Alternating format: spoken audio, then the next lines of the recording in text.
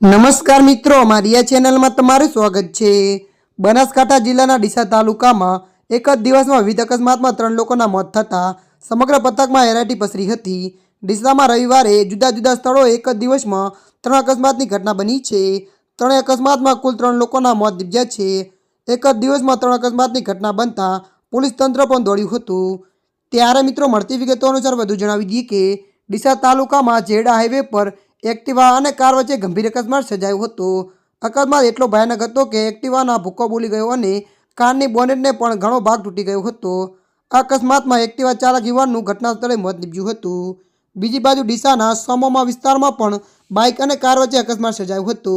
Bike સવાર સાઈડમાંથી નીકળવાનો પ્રયાસ કરતો હતો ત્યારે અચાનક કાર ચાલકે ગાડીમાં બાજુમાં જ લેતા અકસ્માત સર્જાયો હતો।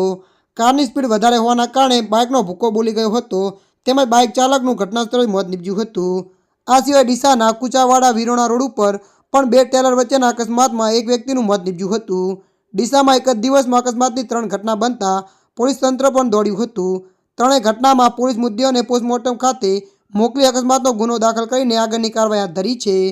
ત્યારે મિત્રો, હાલ માટે આટલું। મળીશું નવી અપડેટ સાથે। જો તમને અમારો વિડીયો પસંદ આવે, લાઇક, શેર અને સબસ્ક્રાઈબ કરી નાખજો।